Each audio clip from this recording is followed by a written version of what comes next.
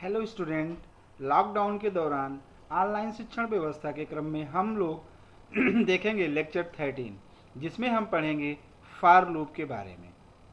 तो बच्चों, आइए हम लोग देखते हैं कि फार लूप होता क्या है। फार लूप की सबसे पहले हम डिफिनीशन देखते हैं, और हम लोगों ने पिछले लेक्चर में लूप क्या होता है और वाइल लूप के बारे में पढ़ लिया है। तो फार लूप क्या है? अ फार loop is used to execute a set of statement repeatedly until a particular condition is satisfied. We can say it is an open-ended loop. Journal format is means ये क्या कह रहा है कि फार लूप का प्रयोग स्टेटमेंट को एग्जीक्यूट तब तक करने के लिए किया जाता है जब तक कि किसी विशेष स्थिति या किसी विशेष कंडीशन को संतुष्ट नहीं किया जाता है। मीन्स कि फार लूप तब तक ये चलता है कि जब तक वो कोई कंडीशन हमारा गलत ना हो जाए। और हम यह भी कह सकते हैं यह एक ओपन एंडेड लूप है। मीन्स फार लूप जो होता है हमारा, ये ओपन एंडेड लूप कहलाता है। तो अब हम देखेंगे सिंटैक्स के बारे में कि इसका सिंटैक्स क्या होता है, फार लूप का सिंटैक्स। अब आप देखिए, जैसे हम लोग वाइल लूप में लिखते थे वाइल, ठीक है, हम लोग क्या लिखते थे? वाइल, और वाइल के अंदर हम लिखते थे कंडीशन, ठीक है। तो उसी तरह से हम लोग फार लूप के बारे में देखेंगे। सबसे पहले एक कीवर्ड का यूज करेंगे फॉर, और उसके बाद हम लोग देखेंगे कि एक यहाँ पर देखिए, एक यहाँ पर पैरेंथेसिस ब्रैकेट लगा हुआ है, ये और ये, इसको हम लोग बोलते हैं पैरेंथेसिस ब्रैकेट, ठीक है। थोड़ा सा परसेंटेज हम इसका बढ़ा देते हैं। और उसके बाद आप देखिए इस लूप में क्या है, इस लूप में लिखा हुआ है इनिशियल वैल्यू, कंडीशंस और इंक्रीमेंट और डिक्रीमेंट। ये तीन चीजें यहाँ पर इसमें लिखा गया है। इनिशियल वैल्यू, ठीक है, कंडीशंस, इंक्रीमेंट और डिक्रीमेंट। उसके बाद ये हमारा फार लूप का ब्लॉक स्टार्ट होता है और यहाँ पर इस फार लूप का ब्लॉक क्लोज होता है। इतने भाग को हम लोग बोलते हैं स्टेटमेंट ब्लॉक। और ये किसका स्टेटमेंट ब्लॉक है? ये इस फार लूप का स्टेटमेंट ब्लॉक है, जो ओपन करली ब्रेसेस और क्लोज करली ब्रेसेस से स्टार्ट होता है। तो बच्चों, ये फार लूप का सिंटैक्स है। मीन्स फार लूप को यूज करने का हमारा जो सिंटैक्स होता है वो यही होता है। इनिशियल वैल्यू या इनिशियलाइजेशंस की बात हम जो कर रहे हैं, ये हमारा होता है काउंटर पार्ट, जहाँ से हमारा प्रोग्राम स्टार्ट होता है। दूसरा चीज ये कंडीशंस होती है, और ये होता है इंक्रीमेंट और डिक्रीमेंट। वाइल लूप में हम लोग ने सबसे पहले हम लोग लिखते थे integer i is equal to 1, ठीक है। फिर लिखते थे वाइल, ठीक है, और वाइल के अंदर हम क्या लिखते थे? हम लोग लिखते थे कंडीशन, ठीक है। हम लोग क्या लिखते थे? कंडीशन। और उसके बाद ये ब्लॉक ऑफ स्टेटमेंट्स होता था, और इसी में हम i प्लस प्लस कर देते थे। मीन्स इंक्रीमेंट, अगर हम i माइनस माइनस कर दें तो डिक्रीमेंट ऑपरेटर्स का यूज इसी में कर देते हैं। इस तरह से हमारा वाइल लूप होता है, और इस तरह से फॉर लूप का यूज हम लोग करते हैं। तो बच्चों, अब हम लोग देखते हैं कि आगे क्या है बोल रहा है। ये कह रहा है in for loop we have exactly 2 semicolon, one after initialization and second after the conditions. In this loop we can have more than one initialization or increment or decrement separated using comma operator, but it can only have one conditions, ठीक है। तो अब फार loop का प्रयोग हम लोग फार loop का प्रयोग स्टेटमेंट को हम लोग इसके पहले पढ़े कि फार लूप का प्रयोग हम लोग स्टेटमेंट को तब तक एग्जीक्यूट करने के लिए करते हैं जब तक कि उसकी कंडीशन ट्रू होती है। अब फार लूप के बारे में आप देखिए, अब हम लोग डिस्कस करेंगे इस स्टेटमेंट्स को, इस लाइन को क्या बोलते हैं। In for loop we have exactly 2 semicolon. आप देखिए कह रहा है कि फार लूप में हमारे पास क्या है, हमारे पास एग्जैक्टली 2 सेमीकोलन का प्रयोग इस फार लूप में किया गया है। एक सेमीकोलन ये है, ठीक है, और दूसरा सेमीकोलन ये है। तो ये दोनों सेमीकोलन हमारे फार लूप में यूज किए हैं। वन आफ्टर इनिशियलाइजेशन, एक इस इनिशियलाइजेशन के बाद, and second after the conditions, और दूसरा इस कंडीशंस के बाद। ये 2 सेमीकोलन का यूज हमारे इस फार लूप में किया गया है। In this loop we can have more than one initialisation और increment decrement separated using comma operator. Means यह कह रहा है कि इस लूप में हम एक से अधिक इनिशियलाइजेशंस, मीन्स इस पार्ट को एक से ज़्यादा कर सकते हैं और इस पार्ट्स को भी एक से अधिक हम कर सकते हैं, और वो भी किसके द्वारा, कॉमा ऑपरेटर के द्वारा सेपरेट करते हुए। लेकिन इसमें अगर हम एक से अधिक इनिशियलाइजेशन और एक से अधिक कंडीशंस को यूज, अपडेशंस को यूज कर रहे हैं, तो कंडीशंस हमारा केवल और केवल एक ही लगेगा, but it can have only one conditions. तो अगर हम एक से अधिक इनिशियल वैल्यू और एक से अधिक हम इंक्रीमेंट डिक्रीमेंट का यूज कर रहे हैं, तो भी कंडीशंस हमारा एक ही इसमें यूज किया जाएगा।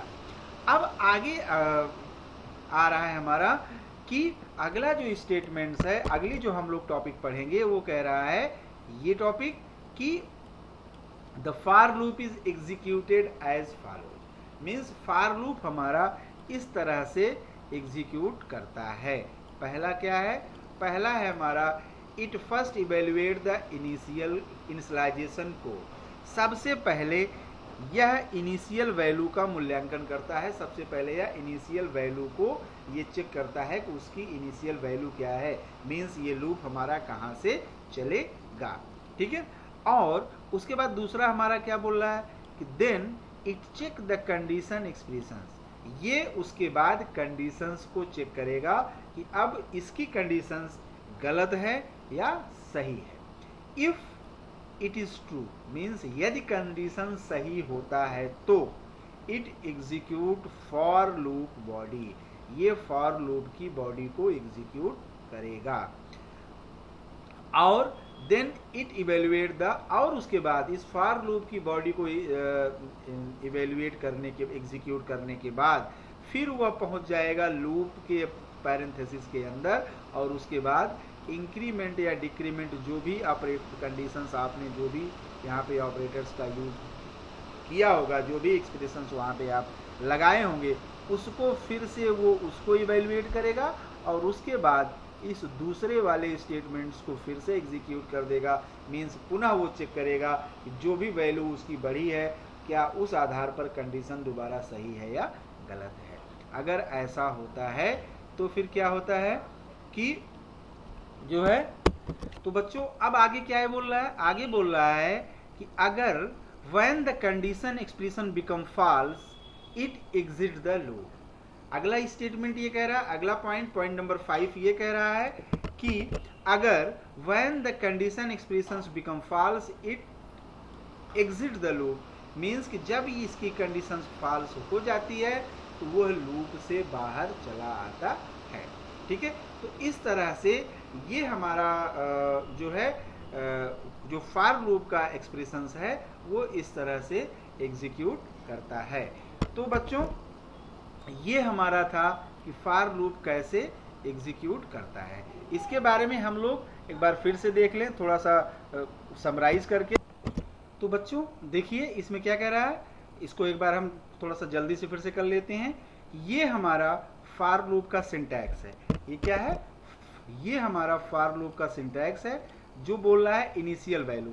पहला स्टेप कह रहा है कि it first evaluate the initial code, means कि फार लूप के पैरेंथेसिस के अंदर जब आएंगे तो कंट्रोल सबसे पहले इस इनिशियल वैल्यू को इवेल्युएट करेगा। Then it check the conditions, उसके बाद ये कंडीशंस को चेक करेगा। मीन्स अगर यहाँ पे i इज इक्वल टू 1 है और यहाँ पे लिख दिया गया i is less than equal to 10, तो ये क्या करेगा, यहाँ पे सबसे पहले ये देखेगा कि जहाँ पे हमारा काउंटर है मीन्स जो इसकी इनिशियल वैल्यू है वो क्या है, मीन्स इनिशियल वैल्यू इसकी आ गई 1। अब यहाँ पे कह रहा है क्या एक हमारा ये 10 से छोटा है। तो अगर ये कंडीशंस, अब थर्ड पॉइंट करा if it is true, means ये कंडीशंस हमारी ट्रू हो गई, it execute the body of loop. अब इसके अंदर हम लोगों ने जो कुछ भी इसके अंदर लिखा हुआ है वो एग्जीक्यूट कर देगा। Then it evaluate the increment and decrement operator. अब उसके बाद ये क्या करेगा, वो पुनः इस लूप को एग्जीक्यूट करने के बाद, इस ब्लॉक को एग्जीक्यूट करने के बाद अगर आपने उसमें इंक्रीमेंट या डिक्रीमेंट ऑपरेटर को लगाया हुआ है तो वो यहाँ पर आएगा। अगर आपने लिख दिया यहाँ पर लिखा आई प्लस प्लस, तो ये जब कंडीशंस ट्रू हुई, ट्रू होने के बाद ये हमारा कंट्रोल यहाँ पर आया, इसको एग्जीक्यूट कराया, फिर यहाँ से जाके इसके पास गया और इसके पास आपने लिखा है आई प्लस प्लस, मीन्स आई की वैल्यू को ये बढ़ा दिया और आई की वैल्यू जो पहले थी 1 अब आई की वैल्यू हो गई 2, तो इसके पास नहीं आएगा। अब इसका काम हो चुका है खत्म। अब दोबारा ये फिर इस कंडीशंस को इवेल्युएट करेगा। अगर ये कंडीशंस हमारा 2 10 से छोटा है, हाँ छोटा है, तो फिर क्या करेगा, इस ब्लॉक को वो एग्जीक्यूट करेगा। तो स्टूडेंट्स इस तरह से ये हमारा 4 बार चल गया और बार बार कंडीशंस को चेक करता रहेगा और ब्लॉक ऑफ स्टेटमेंट को एग्जीक्यूट करता रहेगा।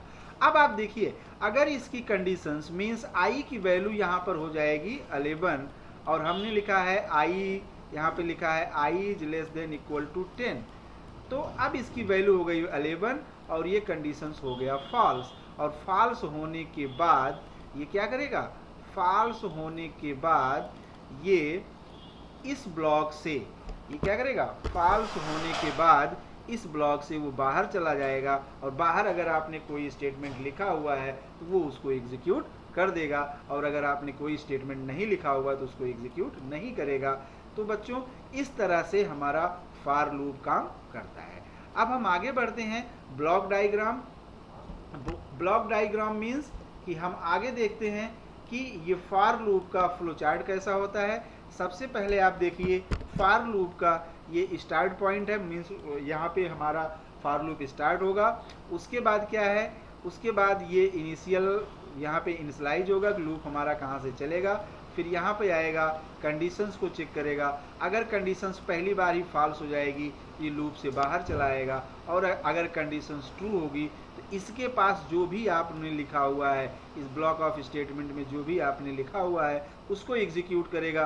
फिर अपडेट काउंटर चलेगा, मीन्स आई प्लस प्लस या आई माइनस माइनस जो भी आपने यूज किया वो चलेगा और फिर कंडीशंस को चेक करेगा और कंडीशंस चेक होने के बाद फिर ये इस तरह से लूप चलता रहेगा और तब तक चलेगा जब तक कि कंडीशन फॉल्स नहीं हो जाती है और कंडीशन फॉल्स होने के बाद ये लूप क्लोज हो जाएगा। तो बच्चों इस तरह से ये हमारा है फ्लो चार्ट और ये हमारा था लूप का सिंटैक्स कि लूप हमारा कैसे काम करता है। तो बच्चों ये था फ्लो चार्ट और उसके बाद हम लोग अब देखेंगे ये फॉर लूप हमारा कैसे काम करता है। मीन्स कि हम कह सकते हैं कि जो हमारी कंडीशंस थी जो अभी हमने इसके बारे में एक्सप्लेन किया, मीन्स इस पॉइंट को the for loop is executed as follows, उसी तरह से ये भी हमारा है। फिर भी इसको हम लोग एक बार समझ लेते हैं। क्या कह रहा है, the initial statement executed only once, means for loop के अंदर जो इनिशियल स्टेटमेंट है, इनिशियल स्टेटमेंट मतलब कि जो सबसे पहले उस पैरेंथेसिस में इसके अंदर ये चीज हमारा सिर्फ और सिर्फ एक बार एग्जीक्यूट होगा, उसके बाद इसका काम हो जाता है खत्म। एक बार एग्जीक्यूट होने के बाद इसका काम खत्म हो जाता है।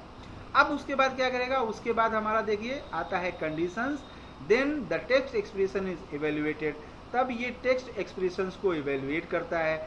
If the text expressions is evaluated false, और अगर ये कंडीशंस हो जाती है फॉल्स तो क्या करता है, the for loop is terminated, ये लूप यहीं पर खत्म हो जाता है, ये लूप की बॉडी के अंदर हमारा कंट्रोल नहीं जाएगा। हाउएवर तीसरा पॉइंट क्या कर रहा है, however if the text expression is evaluated true, अगर टेक्स्ट एक्सप्रेशन हमारा ट्रू होता है, statement inside the body of for loop is executed, means कि अगर ये कंडीशंस, जो कंडीशंस है, ये कंडीशंस हमारी अगर ट्रू होती है तो इस फॉर लूप के बॉडी के अंदर हम यहाँ पर जो भी स्टेटमेंट लिखे होंगे वो स्टेटमेंट हमारा एग्जीक्यूट होगा and the update expression is updated, और उसके बाद एग्जीक्यूट होने के बाद ये एक्सप्रेशन अपडेट होगा और आगे फिर से कंडीशन चेक होगी और ये क्रिया बार बार चलती रहेगी। Again the text expression is evaluated, जब आई की वैल्यू यहाँ पर इसमें देखिए आई की वैल्यू हो जाएगी 11, फिर ये कंडीशन चेक होगा, कंडीशन ट्रूथ एग्जीक्यूट कर। This process goes on until the text expression is false, और ये प्रोसेस कौन सा प्रोसेस, इंक्रीमेंट और कंडीशन, इंक्रीमेंट और कंडीशन, इसको वो इग्नोर कर देता है क्योंकि ये केवल एक बार चलता है और ये कंडीशंस तब तक जो चलता रहेगा, स्टेटमेंट ब्लॉक ऑफ स्टेटमेंट को एग्जीक्यूट करता रहेगा, कब तक, जब तक कि ये हमारा कंडीशन फॉल्स नहीं हो जाती है। तो बच्चों इस तरह से ये हमारा फॉर लूप वर्क करता है। अब हम लोग थोड़ा सा कंसंट्रेट होंगे और ये देखेंगे ये क्या कह रहा है, various form of for loop in C के अंदर वेरियस फॉर्म्स कौन कौन से हैं फॉर लूप के, मतलब फॉर लूप के और कितने कितने पार्ट्स हैं, कितने कितने टाइप्स हैं जिसका हम लोग यहाँ पर यूज करते हैं, जो हम अपने प्रोग्राम में जिसका यूज करते हैं। तो अब देखिए आई एम यूजिंग वेरिएबल आई, हम अपने सारे एग्जाम्पल्स में आई नाम का एक वेरिएबल यूज कर रहे हैं as the counter. As the counter मतलब जहां से लूप हमारा स्टार्ट होगा। इन फॉलोइंग एग्जाम्पल्स, जितने भी एग्जाम्पल्स हम इसके नीचे देखेंगे सब के अंदर आई नाम का एक वेरिएबल हम यूज कर रहे हैं। अब पहला एग्जाम्पल हम लोग देखते हैं, here instead of i plus plus I am using i is equal to I plus 1 which is same as i plus plus. Means जब हम लोग इंक्रीमेंट या डिक्रीमेंट ऑपरेटर पढ़ रहे थे तो वहां पर इस चीज को हमने देखा होगा और हमने इसको बताया था कि चाहे हम लिखें आई प्लस प्लस, ठीक है, और चाहे लिखें I is equal to I plus 1, ठीक है, ये दोनों हमारा क्या है, सेम है। अब देखिए यहाँ पर क्या लिखा गया है, आई प्लस प्लस की जगह पर I is equal to I plus 1, ये इंक्रीमेंट ऑपरेटर का यूज किया गया। इससे भी कह रहा है कि आई में आई की वैल्यू में एक बढ़ा दो, और यहाँ पे कह रहा है कि आई की वैल्यू में एक जोड़कर इस आई में असाइन कर दो, ठीक है। अब दूसरा क्या कह रहा है, दूसरा कह रहा है कि initialisation part can be skip from loop as shown below, means कि लूप के अंदर, लूप के पैरेंथेसिस के अंदर हम इनिशियलाइजेशन पार्ट को स्किप कर सकते हैं। The counter variable is declared before the loop, और चूंकि ये इनिशियलाइजेशन पार्ट हमारा काउंटर पार्ट होता है, इसको हम लूप के पहले डिक्लेयर कर सकते हैं। आप देखिए इस एक्सप्रेशन में, देखिए इस एग्जांपल में I N T i is equal to 10 लिखा गया है, जैसे हम लोग व्हाइल लूप में करते थे। तो उसके बाद ये कंडीशंस लगा और ये अपडेशंस लगा। लेकिन आप देखिए कि चूंकि हम लोग पहले ये पढ़ चुके हैं, हम लोग क्या पढ़ चुके हैं कि हम लोग देख चुके हैं कि जो हमारा लूप होता है उसमें क्या होता है, जो हमारे लूप के सिंटैक्स हैं उसमें 2 सेमीकोलन का यूज किया गया है। मींस पहला सेमीकोलन ये और दूसरा सेमीकोलन ये। अब यहाँ पर आप देखिए, यहाँ पर जब हम यूज कर रहे हैं क्या, यहाँ पर हम काउंटर को, लूप काउंटर को हम लूप के पहले इनिशियलाइज कर रहे हैं, और हमने ये देख लिया कि सेमीकोलन, 2 सेमीकोलन का हमारा इस फॉर के पैरेंथेसिस के अंदर यूज किया जाता है। तो ये सेमीकोलन लगाना जरूरी है, चाहे इनिशियल का वैल्यू हम यहाँ पे लिखें फॉर के पैरेंथेसिस के अंदर या ना लिखें, लेकिन ये सेमीकोलन लगना बहुत जरूरी है। बहुत सारे बच्चे जब अपना फाइनल एग्जाम में डोएक का एग्जाम देने जाते हैं और इस तरह से कोई ऑब्जेक्टिव टाइप में एमसीक्यू में क्वेश्चंस आ जाता है या ट्रू फॉल्स में आ जाता है, तो वो लोग कहते हैं कि अरे ये तो लूप के पहले किया गया है और ये गलत है। तो बच्चों इसको विशेष ध्यान दीजिएगा कि हम इनिशियलाइजेशन लूप के पहले कर सकते हैं, ठीक है, लेकिन ये सेमीकोलंस जो है हम यूज करेंगे कंडीशंस के पहले। इवन यहाँ पे देखिए नोट में इसलिए मैंने दे दिया है, even though we can skip initialisation part हम यद्यपि हम इनिशियलाइजेशन पार्ट को स्किप कर सकते हैं, but semi colon before condition is must, लेकिन कंडीशंस के पहले सेमी कॉलन क्या है, मस्ट है, जरूरी है, without which you will get compilation error. अगर आप ऐसा नहीं करते हैं तो बिना इसके आप कंपाइलेशन एरर का मैसेज पाएंगे, आपके प्रोग्राम में कंपाइलेशन एरर का एक मैसेज आ जाएगा। अब बच्चों हम लोग देखते हैं तीसरे पॉइंट को। तीसरा पॉइंट क्या बोल रहा है, लाइक इनिशियलाइजेशन, इनिशियलाइजेशन की तरह you can also skip increment part as we did below. आप इंक्रीमेंट पार्ट को स्किप कर सकते हैं जैसा कि नीचे मैंने किया हुआ है। In this case semi colon is must after the conditions logic. और चूंकि हम लोगों ने ये पढ़ा हुआ है कि दो सेमी कॉलन फार के पैरेंथेसिस में यूज किया जाता है, जब हम इनिशियलाइजेशन को स्किप कर रहे थे तो कंडीशंस के पहले सेमी कॉलन का यूज किए थे, ठीक है। और चूंकि अब अपडेशंस को हम स्किप कर रहे हैं, इसलिए हम क्या करेंगे, इसलिए हम यहाँ पर जो है इस कंडीशंस के बाद सेमी कॉलन को भी जरूर लगाएंगे, ठीक है। तो अब उसके बाद देखिए अगला बात क्या क्या कर रहा है, इन दिस केस इंक्रीमेंट और decrement part is done inside the loop. अब देखिए जब तक आपका इंक्रीमेंट नहीं होगा, मीन्स की काउंटर अपडेट नहीं होगा, तब तक ये लूप एक बार चल के या इनफाइनाइट जो है चलता रहेगा। तो अब क्या होगा, अब जो चूंकि इंक्रीमेंट या डिक्रीमेंट पार्ट को हम स्किप कर रहे हैं, इसलिए इस बॉडी के अंदर जो अपडेशन पार्ट है वो इंक्रीमेंट डिक्रीमेंट पार्ट इस बॉडी के अंदर एग्जीक्यूट मीन्स कि लिखा जाएगा। और ये कब लिखा जाएगा, जब हमारा इस बॉडी के अंदर जो भी स्टेटमेंट्स हम लिखना चाहते हैं, जब वो सारे स्टेटमेंट्स लिख दिए जाएंगे और बॉडी का क्लोज करली ब्रेसेस के पहले हम इस अपडेशंस का यूज करेंगे, ठीक है।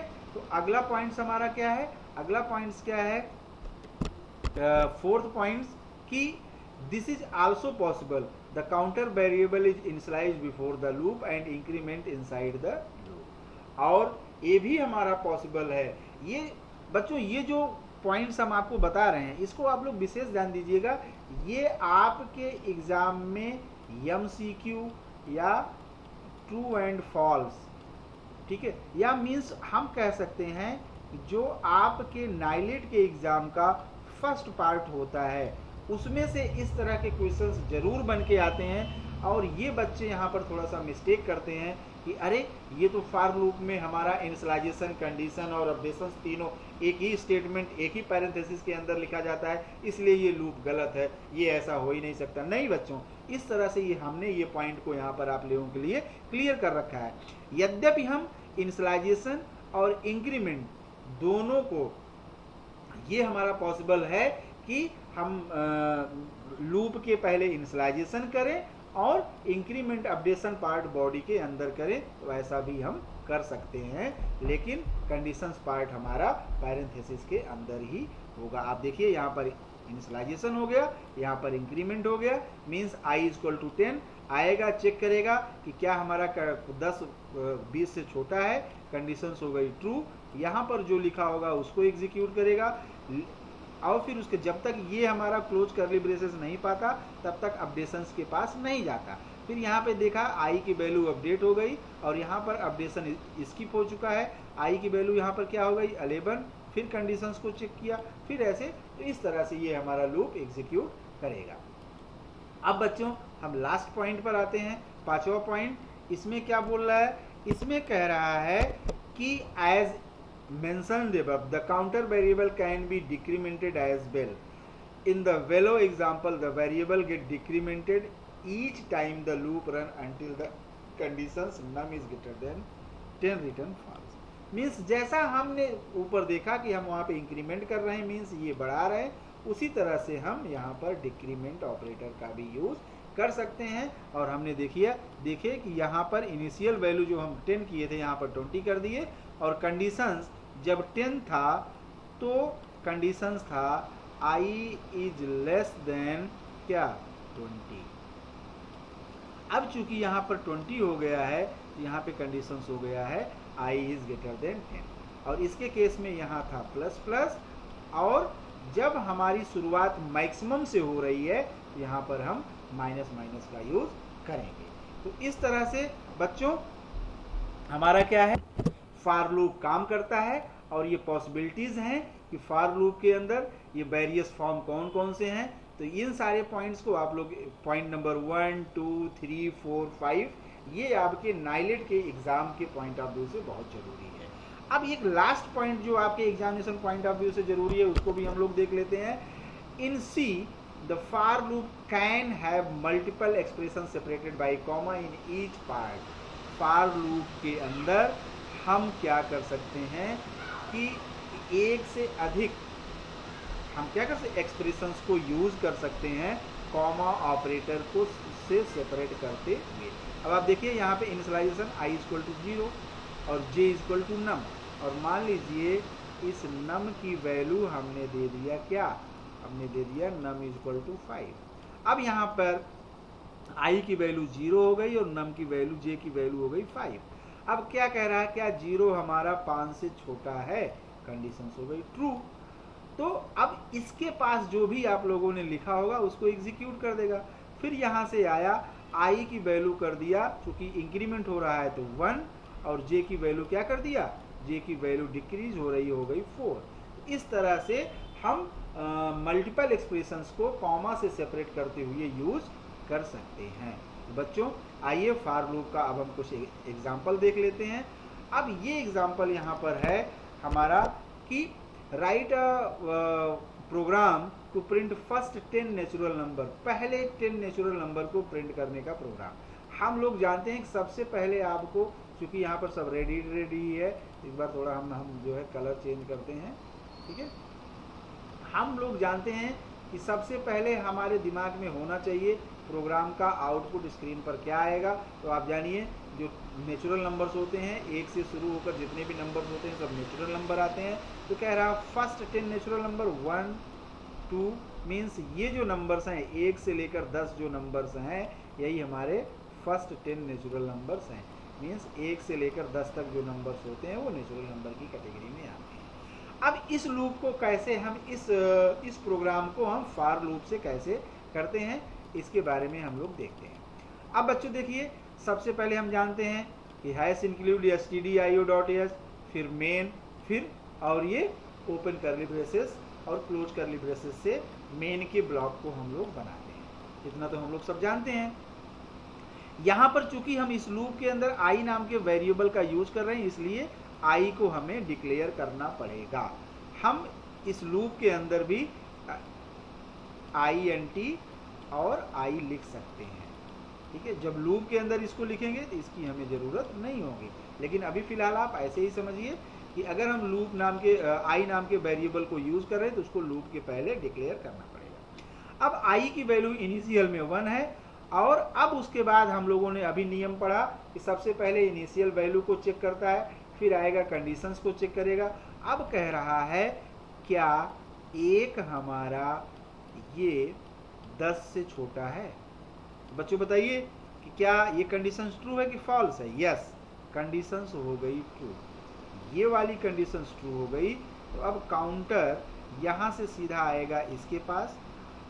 आगे जब बढ़ा तो देखा आपने प्रिंटफ स्टेटमेंट यूज किया हुआ है, और हम लोग प्रिंटफ स्टेटमेंट जानते हैं कि प्रिंटफ स्टेटमेंट्स या प्रिंटफ कीवर्ड्स या printf functions are used when we want to print the value of variable or print the suitable message for the user। Means जब हम किसी मैसेज को स्क्रीन पर प्रिंट कराना चाहते हैं या किसी वेरिएबल की वैल्यू को प्रिंट कराना चाहते हैं तो हम प्रिंटफ का यूज करते हैं। अब देखिए यहाँ पर ये प्रिंटफ स्टेटमेंट लिखा गया है और ये i की वैल्यू को प्रिंट कर देगा। बच्चों i की वैल्यू क्या है 1। तो सबसे पहले ये जो हमने स्क्रीन बनाया था और हमारा ये आउटपुट तक 1 2 3 4 5 इस तरह से लेकर 10 तक प्रिंट करे। तो पहली बार जब ये लूप एग्जीक्यूट हुआ तो 1 को प्रिंट कर दिया। अब देखा कि इसके बाद आपने कुछ नहीं लिखा है तभी इसके बाहर नहीं जाएगा। इसके बाहर कब जाएगा, जब ये कंडीशन होगी फॉल्स। अब यहाँ से हमारा काउंटर, हमारा कंट्रोल सीधा गया इंक्रीमेंट ऑपरेटर पर, i++ किया, मीन्स अब i की वैल्यू हो गई 2। अब इस पार्ट को एक ही बार हम लोगों ने अभी नियम पढ़ा कि एक ही बार इस पार्ट को वो एग्जीक्यूट करता है, उसके बाद इस पार्ट को वो भूल जाता है। अब देखा, फिर कंडीशंस को चेक करेगा, कह रहा है क्या 2 हमारा 10 से छोटा है, यस, कंडीशंस हो गई ट्रू, ठीक है। ये भी कंडीशन दोबारा ट्रू हुई, दोबारा आई की वैल्यू प्रिंट कर दिया, आई की वैल्यू क्या है 2 को प्रिंट किया। अब यहाँ से गया फिर आई प्लस प्लस किया, आई की वैल्यू हो गई 3, मीन्स अब फिर कंडीशंस के पास आया, कह रहा है क्या 3 हमारा 10 से छोटा है, यस, कंडीशंस ट्रू, यहाँ पर आया और आई की वैल्यू प्रिंट किया, आई की वैल्यू हो गई 3, ठीक है। फिर यहाँ पे गया आई प्लस प्लस किया, आई की वैल्यू हो गई 4। अब कह रहा है ये जो हमारा ये हो गया, अब कंडीशंस हो गई क्या 4 हमारा 10 से छोटा है, ये भी कंडीशंस हो गई ट्रू। और फिर ये यहाँ से आया प्रिंटफ स्टेटमेंट के बाद, और प्रिंटफ स्टेटमेंट पे आया आई की वैल्यू प्रिंट कर दिया, मीन्स ये 4 प्रिंट कर दिया। अब यहाँ पर फिर ये कंट्रोल आया, इसकी वैल्यू हो गई 5। अब कह रहा क्या 5 हमारा 10 से छोटा है, कंडीशंस हो गई ट्रू, और यहाँ पर आई की वैल्यू प्रिंट कर दिया 5। इस तरह से ये बढ़ते बढ़ते जब आई की वैल्यू हो जाएगी 10, तो यहाँ पर वो 10 को प्रिंट कर देगा। 10 प्रिंट होने के बाद ये क्या करेगा, 10 प्रिंट होने के बाद फिर ये अपडेशन के पास जाएगा। फिर कहाँ जाएगा, फिर ये जाएगा अपडेशन के पास, और यहाँ से जब एक 10 प्रिंट करेगा फिर आएगा यहाँ पर, और यहाँ पर देखा इसकी वैल्यू हो जाएगी 11। फिर कंडीशन इस एक्सप्रेशंस के पास आएगा, यहाँ पर कहेगा कि क्या 11 हमारा 10 से छोटा या बराबर है। अब आप बताइए कंडीशन ये ट्रू होगी कि फॉल्स होगी, यस, ये कंडीशंस हो जाएगी फॉल्स, और फॉल्स की केस में ये इसके अंदर ना आके इस ब्लॉक को इग्नोर कर देगा और इसके बाहर आएगा, देखेगा कि हाँ आपने कुछ नहीं लिखा हुआ है, मेन क्लोज हुआ और 1 से लेकर 10 तक के नेचुरल नंबर को ये प्रिंट करा दिया। आप देखिए स्टूडेंट्स, ये टोटली वाइल लूप की तरह था। वाइल लूप में हम लोग लिखते थे कि INT i is equal to 1, और फिर लिखते थे वाइल, ठीक है। एक बार हम इसको भी यहाँ पे और लिख देते थे i is less than equal to 10, ठीक है। और इस वाइल के अंदर हम लोग क्या लिखते थे, वाइल के अंदर लिखते थे हम लोग प्रिंट f, और प्रिंट f के अंदर हम लिख देते थे %d, और ये डबल कोट्स और सिंगल कोट्स के बाद i, और इस तरह से इसको हम लोग प्रिंट करा देते थे। और जो हमारा अपडेशंस होता था वो इसके बाद होता था, ठीक है। और ये हमारा वाइल का ब्लॉक क्लोज कर देते, इतना ही होता था। अब वही फॉर लूप के अंदर इनिशियलाइजेशन, कंडीशंस और इंक्रीमेंट एक ही पैरेंथेसिस के अंदर हो रहा है। बाकी जो प्रोग्राम हम वाइल लूप से करते थे वो सारे प्रोग्राम हमारे फॉर लूप से एज इट इज होंगे। अब देखिए इसी का एक्सप्लेनेशन यहाँ पर दिया गया है, जो एक्सप्लेन करके मैंने आपको बताया, ठीक है, कि in the above program print the numbers series from 1 to 10 using loop. We have declared a variable I of integer data type to store the value. Second है in for loop the initial part we have assigned value 1 to the variable I, ठीक है। तो ये जो अभी हमने वो सारे स्टेप एग्जीक्यूट करके बताया वो हमारा यही है। और लास्ट में हमने दिखाया when I become 11 I is less than equal to 10 will be false and the for loop terminated। जब I की वैल्यू 11 हो जाएगी तो ये हमारा false हो जाएगा और for loop terminate हो जाएगा। वही हमारा है कि अगला प्रोग्राम है write a program to print the sum of first 10 natural number के सम को प्रिंट करना है।